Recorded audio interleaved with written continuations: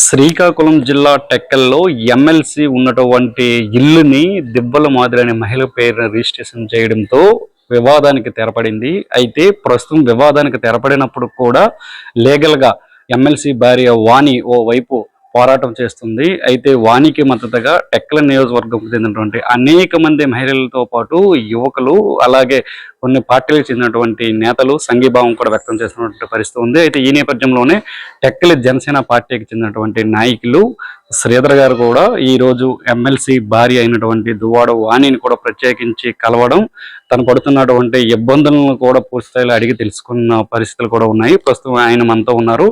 ఆయన కలిసిన తర్వాత అక్కడ పరిస్థితి ఏ విధంగా ఉందనే అంశాలపై ఆయన మాట్లాడతారు.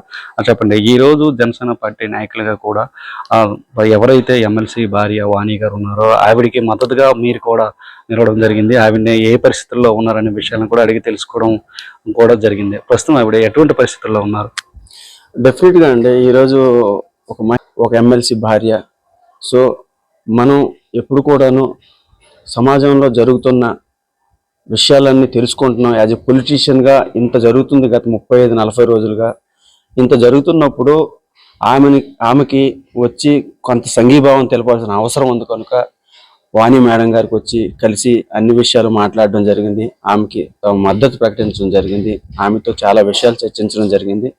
అందులో భాగంగా ఆమె ఈరోజు గత 40 రోజులుగా పడుతున్న బాధని చాలా వ్యక్తపరిచారు. అవన్నీ చెప్పుకోవడానికైతే చాలా ఇబ్బందికరమైన పరిస్థితి. ఇప్పుడు ఆమె బాధను వ్యక్తపరిచారు. మేము దానికి సముదాయించాం, మాట్లాడాం. కొంత ఉదయంతో ఆమెతో కొంత ఆమెకి ఆత్మ బలాన్ని, అంటే మనం సంఘీభావం అంటే ఎట్లా అంటే మేము మీ వెనక ఉన్నామమ్మా, యాజ్ ఎ పొలిటీషియన్గా కాదు ఒక మనిషిగా మీకు మేము అన్ని విధాలుగా సహాయపడతామని తెలియజేయడం జరిగింది. అయితే టెక్కల్లో కూడా ఇప్పటికే అనేక మంది మహిళలు కూడా దువ్వాడ వాణికి మద్దతుగా నిలుస్తున్నటువంటి పరిస్థితి ఉంది. దువ్వాడ శ్రీనివాసరావు చేసినటువంటి నిర్వాకాన్ని పూర్తి స్థాయిలో కూడా సమాజం కూడా తలదించుకునే విధంగా ఉంది అంటూ కూడా పెద్ద ఎత్తున చర్చలు జరుగుతుంది. కాబట్టి ఈ మహిళలు ఈవిడికి మద్దతుగా నిలవడాన్ని మీరు ఏ విధంగా చూస్తారు? డెఫినెట్గా ఇప్పుడు మనం ఒకటే చూడాలి, వాణి మేడం గారికి నియోజకవర్గంలో మహిళలు పెద్ద ఎత్తున మద్దతు తెలుపుతున్నారు. ఎందుకనంటే ఆమె ఒక జెడ్పీటీసీ, అంటే ఈ యాజ్ ఎ పొలిటికల్ బ్యాక్గ్రౌండ్లో చూసుకుంటే కూడా వాళ్ళ నాన్నగారి దగ్గర నుంచి కూడాను ఆ ఫ్యామిలీకి ఒక ప్రత్యేకత ఉంది. అలాంటి ఫ్యామిలీ నుంచి వచ్చిన ఒక ఆడకూతుర్ని ఈరోజు ఒక వ్యక్తి, అంటే తను కూడాను పెళ్లి చేసుకున్నాక ఇంట్లోకి వచ్చిన వ్యక్తి ఈరోజు తన్ని కాలుతో తన్నాలనే ప్రయత్నం చేసి ఈ విధంగా మహిళని ఇంటి బయట రోడ్డుకి ఇచ్చిన పరిస్థితి తీసుకొచ్చిన వ్యక్తిని నిజంగా మనం హర్షించదగ్గ విషయం కాదు ఇది. అలాంటి పరిస్థితుల్లో వాణి మేడం గారిని ఇలా రోడ్డుపైకి తీసుకొచ్చే పరిస్థితుల్లో ఈరోజు టెక్కలితో సహా మొత్తం 4 మండలాల్లో మహిళలు కూడాను పెద్ద ఎత్తున మద్దతు తెలుపుతున్నారు. ఆ విషయాన్ని మేము గ్రహించాం, చూసాం. అదేవిధంగా ఇదే కాదు, మనం ఒక ఫ్యామిలీ మెంబర్గా కూడా ఆమెకి తోడు ఉండాలని చెప్పేసి ఈరోజు వచ్చి కలిసి మాట్లాడడం జరిగింది. అంతే, కట్టుకున్న భార్యకి ఎమ్మెల్సీ శ్రీనివాసరావు చేసిన ద్రోహాన్ని సమాజం ఏ విధంగా చూస్తుందంట? ఒక ఇల్లరికం అల్లుడండి, ఒక ఇల్లరికం అల్లుడు. అంతకు మించి ఏం చెప్తాం? ఒక దారుణమైన పరిస్థితి ఈరోజు తీసుకొచ్చాడు. దువ్వాడ శ్రీనివాస్ అనే వ్యక్తికి నిజంగా వ్యక్తిత్వం ఉంది అనేసి అంటే ఆయన ఎన్ని రకాలుగా ఆలోచించాలి. ఈరోజు ఈడుకొచ్చిన ఆడపిల్లలు ఉన్న వ్యక్తి చేయాల్సిన పని ఇదా? నిజంగా దారుణమైన పరిస్థితి. దీన్ని అయితే మేము ఖండిస్తున్నాం. దువ్వాడ శ్రీనివాస్కి అసలు అర్హత లేదు, ఈరోజు రాజకీయాల్లో కొనసాగే అర్హత లేదు. ఆయనకి రాజకీయ భిక్ష పెట్టిన వైఎస్ రాజశేఖర రెడ్డి గారే కనుక ఈరోజు ఉండుంటే ఇలాంటి వ్యక్తికి తన్ని తగిలేసేవారు. ఈరోజు జగన్మోహన్ రెడ్డి ఎవరైతే ఉన్నారో ఆయనకి ఈ విషయాలు తెలియవు. ఆయన రాజకీయ అజ్ఞాని. ఇలాంటి తప్పుడు వ్యక్తులను వెనకేసుకొని రాజకీయం చేస్తే ఈరోజు ఇదిగో ఏం జరిగింది, 11 మంది ఎమ్మెల్యేలు మిగిలారు. రాజశేఖర రెడ్డి గారు నిజంగా ఆ రోజు రాజకీయ భిక్ష పెట్టింది ఇక్కడ ఎవరిని? దువ్వాడ శ్రీనివాస్ని. 2006లో ఏదైతే స్థానిక సంస్థల ఎన్నికల్లో దువ్వాడ శ్రీనివాస్ జడ్పీటీసీగా గెలిచి జడ్పీ వైస్ చైర్మన్గా వెళ్ళాలనుకున్నాడు. ఆ సందర్భంలో ఎవరి మద్దతు కావాలి? జిల్లాలోని 38 మంది జడ్పీటీసీల్లో మిగతా 37 మంది జడ్పీటీసీలు కూడాను ఆయన మద్దతుతో పాటు 10 మంది ఎమ్మెల్యేలు కూడా ఈయనకి సపోర్ట్ ఇవ్వాలి. కానీ ఏం జరిగిందో తెలుసా, ఆ రోజు ఒక్కళ్ళు కూడా 10 మంది ఎమ్మెల్యేలు, మిగతా 37 మంది జడ్పీటీసీలు కూడా ఈయనకి సపోర్ట్ ఇవ్వలేదు. ఈయనకి వైస్ చైర్మన్ గా చేయడానికి అపోజ్ చేశారు. అలాంటి పరిస్థితుల్లో ఆ మహానుభావుడు వైఎస్ రాజశేఖర రెడ్డి గారు తనకు తను స్వయంగా ఈయనకి జడ్పీ వైస్ చైర్మన్ చేశారు. అలాంటి వ్యక్తిని ఈయన 6 నెలలు తిరక్క ముందే ఏం చేశాడు మీకు తెలుసా? ఎమ్మెల్సీ ఎన్నికలు వచ్చాయి. ఎమ్మెల్సీ ఎన్నికల్లో ఈయన జడ్పీటీసీలు అందరూ సపోర్ట్ చేయాలి. అలాంటి పరిస్థితుల్లో ఈయన ఏం చేశాడు, ఎవరైతే రాజశేఖర రెడ్డి నామినేట్ చేసిన ఎమ్మెల్సీకి ఈయన సపోర్ట్ ఇవ్వలే. సపోర్ట్ ఇవ్వకపోతే ఆ రోజు రాజశేఖర రెడ్డి గారు తొలగించారు. వైస్ చైర్మన్ పదవి నుంచి శ్రీకాకుళం జడ్పీ వైస్ చైర్మన్ పదవి నుంచి దువ్వాడ శ్రీనివాసుని తొలగించి తరిమేశారు.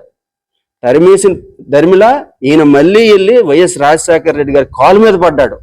ఇంతటి చెత్త అంటే ఒక మనిషికి ఇంగిత జ్ఞానం ఉండదు కాదు, కనీసం ఈయన ఏం చేస్తున్నాడో తెలియదు. అంటే ఈయనకి పూర్తిగా ఇంతలుగా రాజకీయ అజ్ఞానం అనమాట దువ్వాడ శ్రీనివాస్.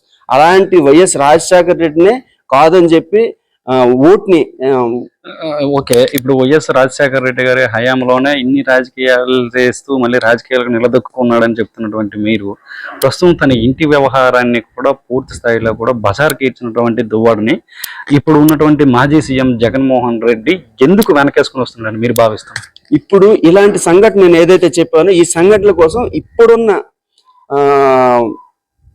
వైఎస్ జగన్మోహన్ రెడ్డి ఏదైతే గత హయాంలో ఇప్పుడు ఆయన హయాంలో ఈయన ఎమ్మెల్సీ అయ్యాడో జగన్మోహన్ రెడ్డికి ఈ విషయం ఇంకా ఇప్పటికీ తెలియదు. ఈ విషయం నిజంగా తెలుసుకోవాలని కూడా అనుకోవట్లేదు. ఎంత విశ్వాసఘాతకుడు అనే విషయం, ఎవరైతే దువ్వాడ శ్రీనివాస్ ఇంత విశ్వాసఘాతకుడు అనే విషయం జగన్మోహన్ రెడ్డికి ఇప్పటికీ తెలియదు. ఎందుకంటే అప్పుడు వైఎస్ రాజశేఖర రెడ్డి హయాంలో జరిగిన పరిస్థితిగా నిజంగా తెలుసుకుంటే ఈరోజు మేల్కొని దువ్వాడ శ్రీనివాస్ని ఎంతో దూరం పెట్టాల్సిన అవసరం జగన్మోహన్ రెడ్డికి ఉంది. అది జగన్మోహన్ రెడ్డి ఇప్పుడు కూడా తెలుసుకోవాలని నేను కోరుకుంటున్నాను. అయితే ఫైనల్ గా ఒక్క ప్రశ్న, ఇప్పుడు ఒక మహిళగా దువ్వాడ వాణి గారు అనేకమైనటువంటి సమస్యలతో ఇబ్బంది పడుతున్నటువంటి పరిస్థితి ఉంది. ఇలాంటి వాళ్ళకి మీ నుండి కానీ లేకపోతే మీ పార్టీ నుంచి కానీ ఏమైనా సపోర్ట్ ఉంటుందంటారు? తప్పకుండా అండి. నిజంగా ఒక మహిళగానే కాదు, ఒక తోబుట్టుగా మేము తీసుకుంటాం ఆవిడని. ఈ రోజే కాదు, రేపు పొద్దున ఎప్పుడు కూడాను ఆమెని మేము సహృదయంతో మేము ఆహ్వానిస్తాం. ఆమెకు అండదండలు అందిస్తాం. తోబుట్టుగానే మేము చూసుకుంటాం. పార్టీ తరఫున కూడా పూర్తి సపోర్ట్ మేము ఉంటుందని మాత్రం నేను ఖచ్చితంగా తెలియజేస్తున్నాను. ఆమె వేరే పార్టీలు ఇప్పుడు ఉన్నారని కాదు, మేము జనసేనలో ఉన్నామని మేము చెప్పట్లేదు. నిజంగా ఆమె ఉన్న పరిస్థితి మాత్రం చాలా హృదయ విదారకరం. ఇలాంటి పరిస్థితులు మాత్రం ఏ రాజకీయ నాయకుల జీవితాల్లో కూడా రాకూడదు.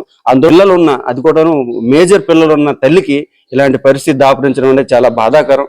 ఆమెకు అన్ని విధాలుగా ఎల్లప్పుడూ మేము తోడుగా ఉంటామని మాత్రం మీకు తెలియజేస్తున్నాం. అంటే పార్టీ పరంగా కష్టం వచ్చింది అని చెప్పి జనసేన పార్టీ గుమ్మం తొక్కితే అండగా నిలబడడానికి మీరు కానీ మీ అధినాయకుడు కానీ సిద్ధమా? ఇది ఖచ్చితంగా నేను చెప్పగలను. ఒక ఆడ కూతురు నిజంగా ఈరోజు నేను ఇలాంటి పరిస్థితుల్లో ఉన్నాను అని కానీ, లేని పక్షంలో నాకు అన్యాయం జరిగిందని కానీ మా పార్టీ గుమ్మం తొక్కుతాయని మీరు అన్నారు. మా అధినాయకుడి దగ్గరికి వస్తే ఆయన నిజంగా ఒక తోబుట్టుగా ఆదరించి పార్టీలోకి ఆహ్వానించి అన్ని విధాలుగా చూసుకుంటారనే నమ్మకం నాకుంది. ప్రధానంగా అయితే మాత్రం ఎమ్మెల్సీ వ్యవహారం ఏదైతే ఉందో ఆ వ్యవహారం కాస్త ఆ స్తబ్దతగా అయినప్పుడు కూడా పరిస్థితి అయితే మాత్రం రోజు రోజుకి తీవ్రమైనటువంటి ఇబ్బందులు పడే అవకాశాలు ఉన్నటువంటి పరిస్థితుల నేపథ్యంలో పెద్ద ఎత్తున కూడా మహిళలు స్థానికంగా ఉన్నటువంటి వారంతా కూడా ఆవిడికి మద్దతుగా నిలుస్తున్నటువంటి పరిస్థితి ఉంది. తోటి సమాజం కూడా ఆవిడని అండగా ఉంటామంటూ చెప్తున్నటువంటి పరిస్థితి అయితే మాత్రం ఇప్పటి వరకు మనం చూసాం.